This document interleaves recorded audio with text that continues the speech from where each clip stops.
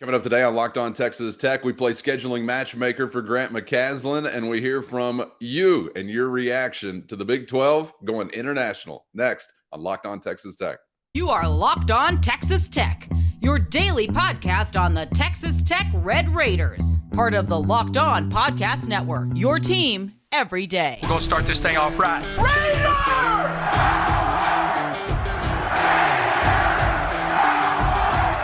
Everything runs through Lubbock.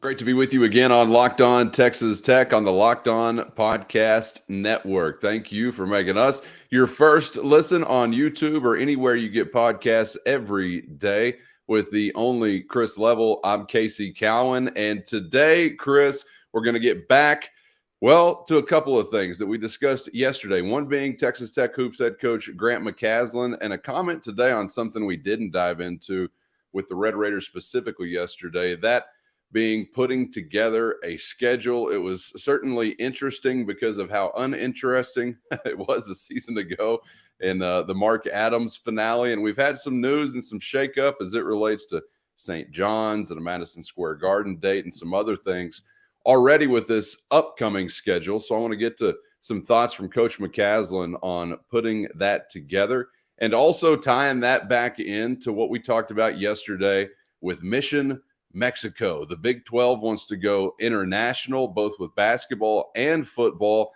We got into the story yesterday, but man, Locked On Texas Tech viewers got into some of their thoughts in the YouTube comments, and there's some good perspectives. So we're going to bring you some of those as well from the audience, Chris. But here locally for Texas Tech, I know as a Red Raider basketball fan, we're all hoping for the most entertaining and interesting hoops all the time. Not exactly the way that you would balance it out necessarily if you are a coach, but we know that college basketball schedules can be a little bit tricky before you get into conference play because that's one of the things I really feel like that college basketball, as far as selling its product, possibly does lag behind within, and that is trying to enhance your regular season attention, entertainment value, etc. Again, particularly out of schedule. So I want to get your thoughts on how these things are typically put together, kind of what we went through last year, maybe what you anticipate from Grant McCaslin. But first, let's hear from Coach McCaslin on putting together that Red Raider schedule. It's a work in progress right now. We did have a game that we had hoped to be playing in Madison Square Garden, and you broke that news. That doesn't look like that's going to happen at this point. So, we're in the process of trying. I mean, those non-conference games already are tremendous. I do think we'll try to be aggressive and play, another neutral site game and try to get in the Dallas-Fort Worth area to play a game. I'd love to continue to play games all over West Texas at some point. Just so many great places. I was the junior college coach in Midland, and there's great communities all around Lubbock that I think would be great venues to play college basketball. At this point, that's pretty much where we're at. But I do know we're going to add some games, and I'm excited because we do need to add a game in the Dallas-Fort Worth area in order for us to be around people that I know love the Red Raiders. He says a lot there, and so like you're typically when we've talked about this subject, you typically operate in the 5, maybe 6 like meaningful RPI type games in a non-conference, and then you fill up the other 6, 7, or 8 games with just kind of home guarantee games. Okay. Now, part of that 5 to 6 like RPI type like meaty non-conference games, and some are meatier than others, right? What's been built in there is that the Big 12 SEC. So there's one there. Now you've added the Big 12 Big East, so there's another one, and then you have an MTE, which is a multi-team event, which you go to Brooklyn, you go to the Bahamas, you go to Maui, you go to Kansas City. Sometimes you get 2 games, sometimes you get 3, maybe there's a chance you get 4, but so there's some, and those typically are meatier fields with Power 5 schools or mid majors that are pretty good and meant to help your RPI and to go somewhere and get a lot of games in. Well, this year, you don't have the St. John's scenario. That was a non-conference kind of home and home that you had set up under the previous staff. Well, under both previous staffs, because the new coach at St. John's, Rick Pitino, I think, is the one that altered this series.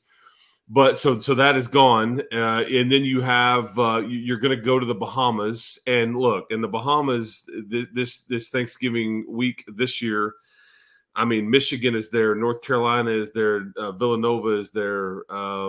It's a meaty field for sure, and at least some blue blood, and some of those schools are typically really good. I think last year weren't as much as you would have thought, but again, I think keep an eye out there. So you'll get 3 or 4 games there. But I find it interesting. He talks about the Metroplex because we've done this with football. It's probably a little bit easier to do in basketball because you're going to still have so many home games, and a lot of times you just can't get good schools to come to your place. That's just the reality of it. And why can't we get a home and home? Well, they just don't want to come here. Like we can't make anybody. It's got to be worthwhile for everybody involved. Like I know 3 or 4 years ago that this was on the table for, I don't know, a year or so, like a couple of different seasons. This idea was flirted with. I think it was even pitched to Texas Tech, and I think they were more interested in it than the opposition was. But the new Dickies Arena in Fort Worth, that is an unbelievable facility. They've already hosted some NCAA tournament stuff. They host all kinds of stuff. I think WWE and George Strait and the rodeo, everything in between has all been at Dickies Arena right there before you get to downtown Fort Worth. But they wanted to have a neutral site game in December and have Texas Tech and Texas A&M play a basketball game, which I thought, oh, man, this is – I just don't know if it made sense for the Aggies. I don't know, but those are ideas that are often out there, and it's just got to make sense for you to do it. The right opponent, the right venue. Frisco is a venue that the Red Raiders played in a couple of years ago against, I think it was A&M Corpus Christi. That was lightly attended. Okay, so that was just a way to kind of get out of town. I think at the time that finals were going on at Tech, and you couldn't even use your own home arena for that week around mid to late December when everybody's kind of got to get away from the old arena. So that they went there for that one. So there's a lot of ideas there. And then he mentions some stuff about playing in like the Midland Odessa, which I've seen. The Red Raiders played at Midland College against Houston Baptist, I think 2 or 3 years ago. And it was just a typical non-conference game. Texas Tech picked up their game operations staff, drove to Midland. They put on a home game. It was mostly well attended. That's when Beard was the coach. So, and I think that was for similar reasons too. That was at the time of year when you couldn't even use your own home arena. So anyway, lots of ideas there. Be interested to see what they ultimately come up with. And we can talk about how you put a schedule together if you want, but I just wanted to answer the neutral site stuff because I thought it was interesting. And he's on the John Rothstein podcast. That's why he's saying you broke this news about St. John's, talking to John Rothstein. But that was one of those dates that was going to be, at least from an entertainment value standpoint, one of the better ones that you had was St. John's at Madison Square Garden. St. John's coming to Lubbock. I mean, it's better than Houston Christian, Houston Baptist, Houston Mennonite, Houston Presbyterian, or any of those. But I don't know, whatever. The MSG trip, I kind of regret Tech not being able to make. I don't know if Tech even regrets not being able to make it, or like radio announcers regret not having to go to New York. But from an entertainment value purely, sad you're going to miss out on that one. But Chris, I really just wonder, what is the holdup on getting a quality home and home series for the opposition? Is it the airport? Is it the gym's too big? Is it the nets are not nylon enough to our specifications? Are they afraid the wind's going to blow in from the feed yard that day? What is the holdup really? Was Texas Tech like too good of a program at one point? You're like, well, we don't want to go down there and just lose to Tech. Like, really, what do you think is the disconnect? I don't get why it's so hard to put together it's just a basketball game. And we talk about the Aggies, like, well, they're not as interested as Tech is in going to Dickies Arena. Oh, of course, because the esteemed Aggie basketball program, boy, that would certainly be nothing in that for them. I mean, I know there's other like things going on with that relationship, but if you can pinpoint it to one or two common complaints, could you? What do you think it is? But first, today's episode brought to you by FanDuel, America's #1 sports book. NBA postseason on your mind? Now's the perfect time to get in as a new customer with FanDuel. Download the FanDuel app today, and you're going to get a no-sweat first bet up to $1,000. That's bonus bets back if your first bet don't bank. You feel me? Just download the FanDuel Sportsbook app. It's safe, secure, it's super easy to use. And then you can bet on anything and everything. Money line, point scores, how many fans LeBron gets kicked out in the first quarter, whatever you want, they got it. Plus, FanDuel is even going to let you combine your bets for a chance at a bigger payout. Smoking on that same game parlay pack, my man, only with FanDuel. Don't miss the chance to get your no-sweat first bet up to $1,000 in bonus bets today when you go to FanDuel.com/lockedon. That's FanDuel.com/lockedon to learn more and make every moment more with FanDuel, an official sports betting partner of the NBA. If you can pinpoint it to one or two common complaints, could you? What do you think it is? Well, if we're being honest, most programs don't play true road games in the non-conference anymore. You just don't do it. I mean, you may mix in one or two, but typically, there's just not a lot of true road games. I mean, and there's times when the Texas Tech is – I think the first road game that they played wasn't until the league started last December. Maybe it was when you went to Fort Worth on New Year's Eve last year was the first true road game you'd played, and you started your season on November the 5th. You know, now because like Maui's not a true road game. You know, that's neutral site. I'm talking when you go play in somebody else's venue.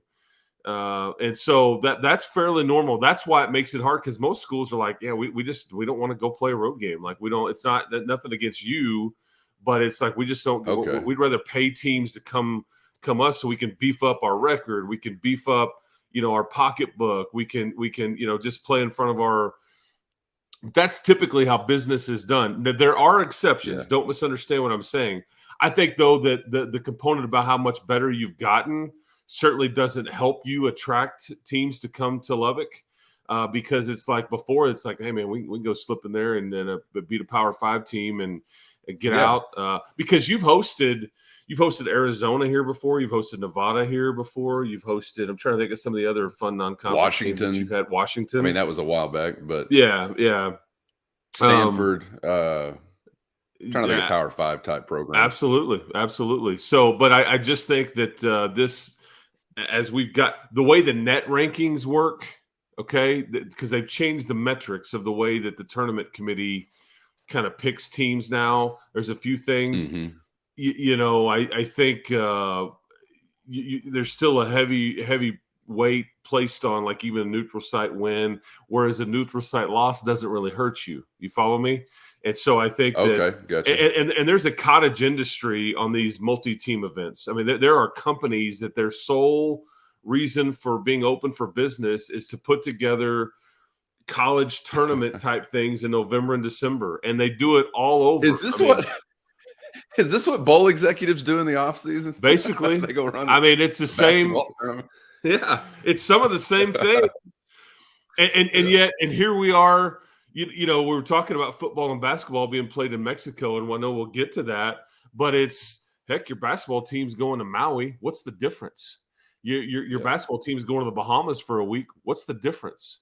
I'm trying to think of some of the other far off places. You go up to New York and the Brooklyn area.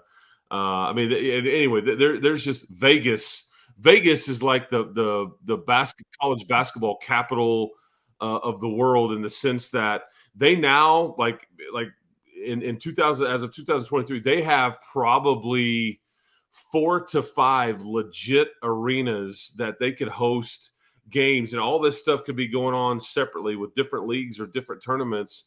But I mean, it's pretty fascinating how many basketball venues they would have where they could host all kinds of activity and games. And you've got brand new, nice, huge arenas. You've got the medium-sized, kind of older ones. You've got everything in between. And I'm not even talking about UNLV's arena, which is there that the Thomas and Mack Center, which hosts a ton of stuff. You got T-Mobile and Orleans and the MGM, and it's just on and on. So there's just a cottage industry there. But that's why it's, I think, a little tougher to it's much easier to go play a game in the Metroplex to get somebody legit than trying to get somebody to come to Lubbock. You're going to have more success there. And I think what McCaslin is saying is, let's like Bob Knight when they started playing Iowa at Reunion Arena or at the American Airlines Center. And when you're talking about, like Tech playing Baylor on Thanksgiving weekend, let's take the show to the people that we know don't get to see us as much. I don't know. You already play TCU every year, so that's one reason not to have to go to the Metroplex, because you're guaranteed to go there once a year. But Houston's about to be on your schedule. True. TCU won't sell you tickets, though, so that's a bit of a problem. That's a bit of a problem. That's a bit of a problem. I really feel like there needs to be, and I kind of wonder, Chris, like the cottage industry preseason tournament or multi-team event or whatever, like where did that come? Is that just because college basketball decision makers understood, well, boy, these fans really love March Madness. They must just love tournaments in general. Let's go hard on tournaments in the season. I wish there was some consensus maker. There was some chief negotiator. I don't even know who this person would be that is going to push to conference commissioners, athletics directors, presidents, whoever it needs to be pushed to. We need on-campus games. I don't care what you're comfortable with, what you like to do. We need to improve the sport. Make deals with one another. I don't care who's swapping with who. Make deals with one another. And we are fading out of the multi-team event era. This is super pipe dream. And if I had my pipe handy, I'd put it to my mouth as I'm saying these things out loud. But that's what I wish as a fan. Again, it kind of ties back to what I'm talking about yesterday. Events, cash flowing through local economies, events on local campuses. We made all this.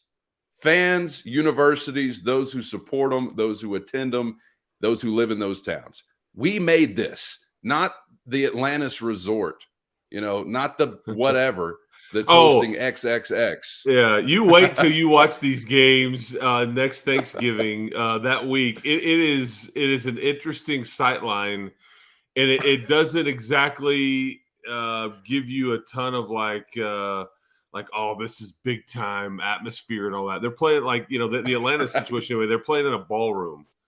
I mean, it's got some seating there. But you know what I'm saying though? I hate to just be bitching and moaning. No, but I'm like, is there anybody out there that can get something in your building on your campus more often? I mean, is it just saying, hey, Texas Tech, here's the number to New Mexico? They're just right over there in Albuquerque. Pretty interesting program. Hey, New Mexico, here's the number to. I know there's so many egos and just. Oh yeah.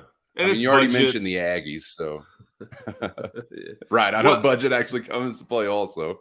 Yeah. I mean, and part of this too is that the MTE, became a thing because it's like you could take one road trip and you could get 2 or 3 games in on a holiday week when you were going to have a hard time getting fans to come to your home games if you had a home game that week. That's why the Thanksgiving week, because you're battling still with football at this time of year. There's things that go on in mid-December and Christmas, and then in Thanksgiving, that's when the bulk of these events take place. Because I mean, I've been in, I guess, in Brooklyn. I've been in Puerto Rico. I've been in. I'm trying to think of some of the different places, like on Thanksgiving week or Thanksgiving Day, which is weird. And I was like, man, sports are fun. I love doing what I'm doing, but it's really weird to not be at home. And you had to leave on Thanksgiving Day for football games plenty of times too. I'll have to do that again this year. But I just think though that like you're fighting with the holidays, you're fighting with college football. And so that's why the MTE makes a lot of sense because, and ESPN's willing to dole out the cash to put these things on because they need programming.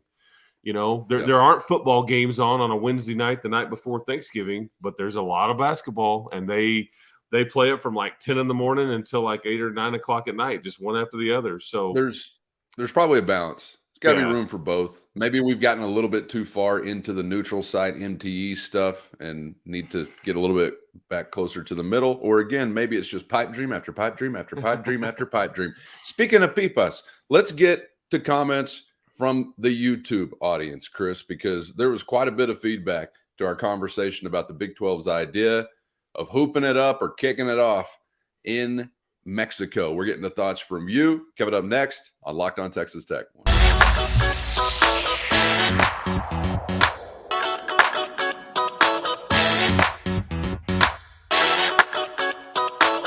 Thanks for joining us on Locked On Texas Tech on the Locked On Podcast Network with Chris Level.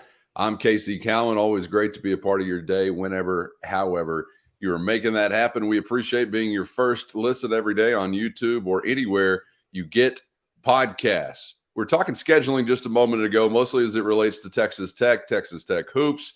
Heard some sound from Grant McCasland, but also wanted to hear from you because yesterday we discussed the idea the Big 12 had to play basketball and football in Mexico, in Monterrey, in Mexico City, among other spots. I'm sure I'm still angling for Babo Noyaba to get a spot on the list, or Bano Bayaba.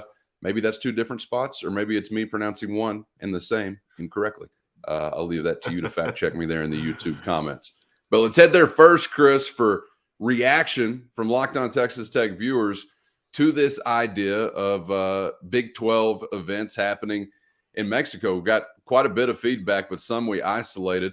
Want to bring to you now, like this one from Parker Brown. Met him out at Dan Law Field at Rip Griffin Park not too long ago. Thanks for being an everydayer, Parker Brown. Parker says, I would love to lose a potential home game to a place with no fan base, students, or alumni base. I would also love to see our players slip on the slippery grass.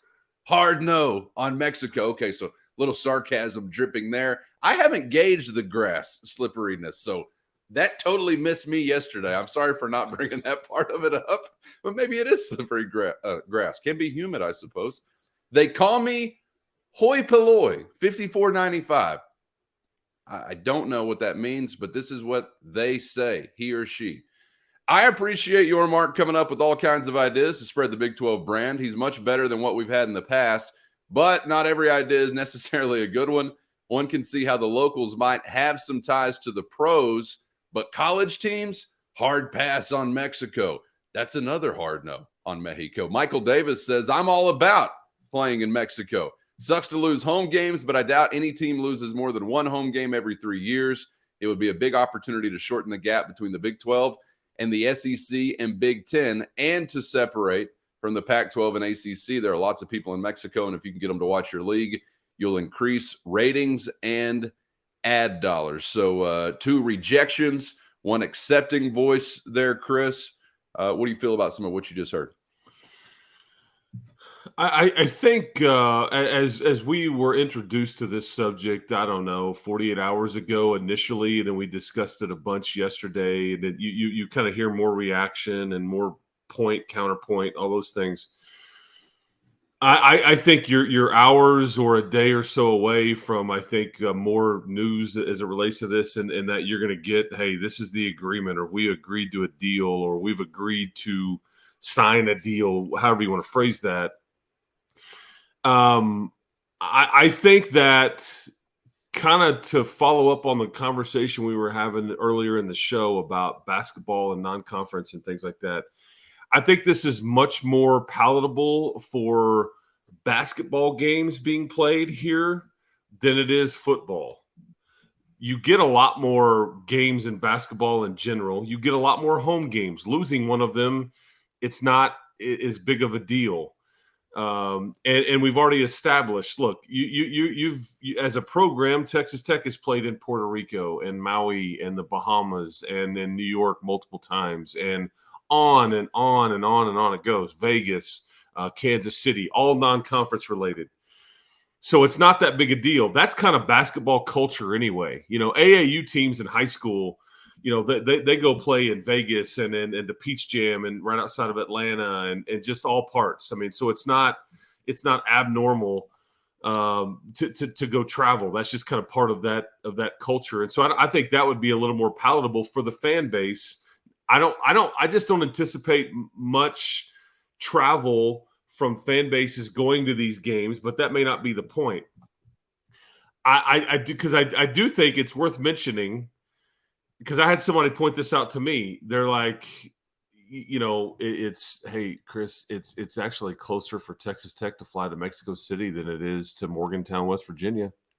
Hey, y'all keep talking about Gonzaga and all this. It's closer to go to Mexico City direct flight than it is Spokane, Washington. I'm like, touche. And guess what? In both cases, you're still in the same time zone in Mexico City, whereas you're switching time zones if you go to Morgantown or if you add Gonzaga going to Spokane. So I thought that's because you hear the travel card kind of play like, why would they go all that way? It's really not that far. So miss me with that one. Yeah. What I also hear is that, and this is the biggest part of it, and this is what we just simply do not know at the point that you and I are talking about. There is going to be, if an agreement is struck, and I believe that it will, unless there's some last minute change of mind by everybody or whatever, they're going to agree to a deal. There are already somebody or somebody's plural sponsorship in place to kind of, I think, pay for this series. I think about like the Texas Tech Baylor game, which was sponsored by Texas Farm Bureau Insurance. Okay, for the last what feels like decade. I don't, they made up their own trophy. They kind of were just lead sponsor for this game. They were, that's part of why it was in the Cotton Bowl originally, and then in AT&T Stadium, and then it got moved back to campus. But they still kept the sponsorship. How many dollars are moving to these schools? I'm not entirely sure, but it was worth it for them to say, sure, we'll allow this sponsor. Somebody is going to sponsor this Mexico series. Is it somebody like Corona, or I don't know, or could it be multiple sponsorships? I don't know. That's why, though, this is potentially so attractive to Brett Yormark. Okay, make no mistake. The schools are the pawns. The Big 12 is the vehicle to do it, and Mexico just happens to be kind of where we want to get it done. But it's all about revenue potential. So only he knows to this point what sponsorship dollars are available. And did he go out and pitch this? Did somebody pitch this to him? But I guarantee you it's moving the needle for them to want to create like a multi-year agreement to go play your football and basketball games there. So anyway, long answer, but I think that kind of gives you a bit of an idea. But that would be really interesting to know, like, who pitched what. I agree. Is Brett Yormark asking somebody there? Are they bringing it to him? Probably bringing it to him. If I guess, I would think. Here's why I think let's think about this. Let's connect some dots here. He was real big in the NBA up there in Brooklyn, right? The Barclays Center, and heavily involved with the Nets. But what was he also? There was two other, like, I guess, I don't know, like sports and entertainment kind of things that he was really attached with. Like, he's really big in these two industries. One was the music industry. The other one was the boxing industry. I think he brought boxing, big time boxing, to the Barclays Center and the big fight nights and sellouts and all these kinds of things. Well, I think boxing is there's probably a lot of connections that are similar here to his boxing connections, and to connect, because boxing is huge in like Mexico and Mexico City and all those things. And that's why I use the Corona as the, as kind of the example sponsor.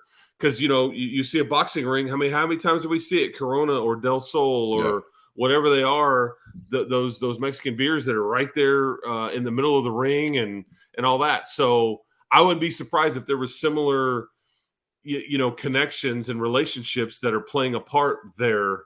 And whether one said who knows who said it first, but I bet that's where kind of potentially this would have started. Interesting.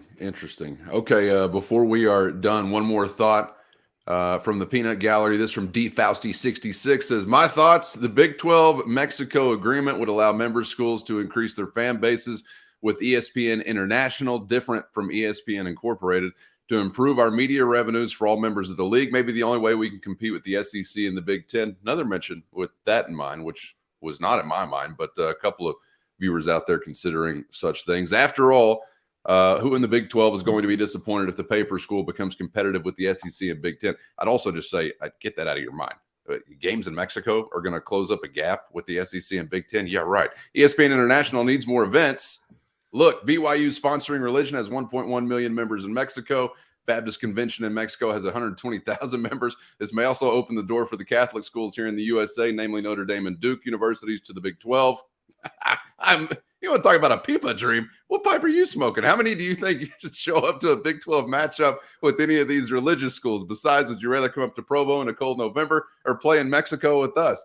Provo. It is not a hard question. No, it's not. The answer is Provo. Besides, I'm editorializing here in this comment a little bit if you hadn't figured that out. Besides, I'm sure that Locked On Texas Tech would not mind an international audience to its YouTube channel, would you? It sounds like your Spanish is good to go. We're fine with an international audience. I'm picking up some of what you're putting down, but some of what you're putting down is floating up in a haze into the sky because you are smoking that good stuff to be thinking that some like gap between the SEC and the Big Ten and us is going to be closed via Mexico, or that it could lure Notre Dame.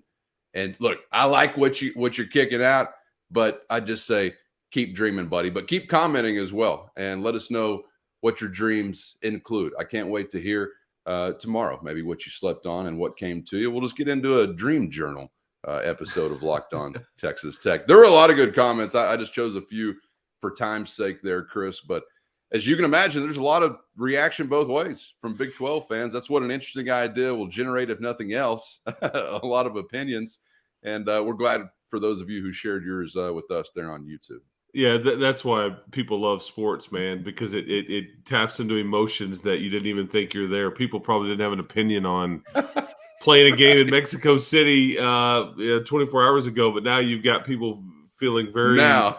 Yeah. But, I mean – as far as increasing your fan base, I mean, I'm here for, Texas Tech fans in the stands in Mexico City or Monterey, wherever they would play a football game, holding up a sign that says Mexico is West Texas, or Joey McGuire after a big win in the locker room going, everything runs through Mexico City, so I'm here for it. But what ultimately will happen here is I bet you get like 2 to 3 year deal. Let's give it a shot. Let's see, let's give ourselves a chance to kind of make it work. We're not going to commit to something really long term. Let's make sure the money's right. Let's figure out how to be fair to people. If we think this has a chance to have some traction, let's investigate as we go along here before we lock ourselves in any kind of long-term commitment. Schools may, get down there and go, this is a problem. This isn't, I don't like this. This is bad for my kids. There's nobody showing up. Who knows what would be the issue? But before, so I guess I just appreciate, because look, we have the Rucker Park clinics in Harlem, basically. You have the NFL Pro Day, okay, that's going to be strictly for Big 12 players there in Frisco. You've got all these, you've got wanting to play conference basketball games as non-conference before the season really gets going in early November, or to open up the season, I should say. You've got all these outside the box thoughts, and the guy's been on the job for a year or so.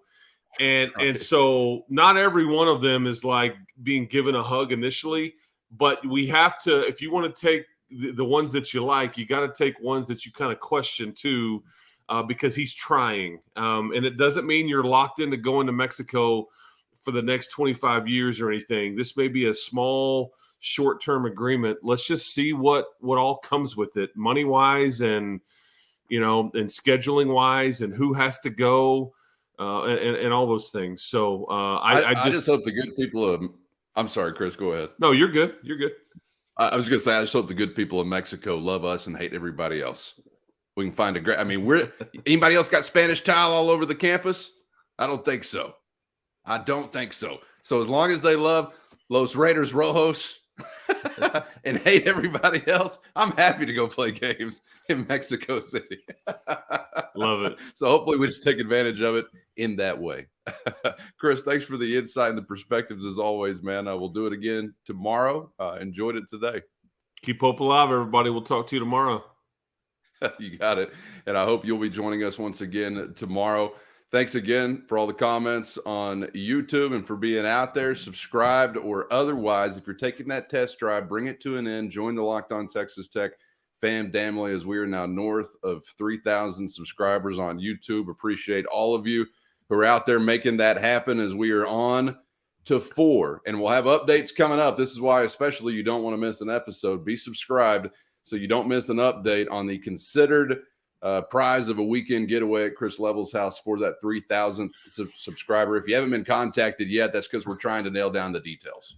And I had, somebody that I know that's an avid listener to ours, Richard in San Diego. This is true story. He said, I got a text yesterday evening, and he says, I think I was your 3,000th subscriber. Do I get a prize? And I'm like, it's in the mail. It's in the mail. I don't know what it is. I don't know what it is, but it's in the mail. But we appreciate it. This thing, I think when we took this thing over, there was just under 500 subscribers. So we're up to 3,000 in about 6 or 7 months. So we appreciate it. We'll keep growing it from here. That's right. Appreciate you being out there every day. And we'll be back on the other side for another round with Chris. I'm Casey. See you then on Locked On Texas Tech.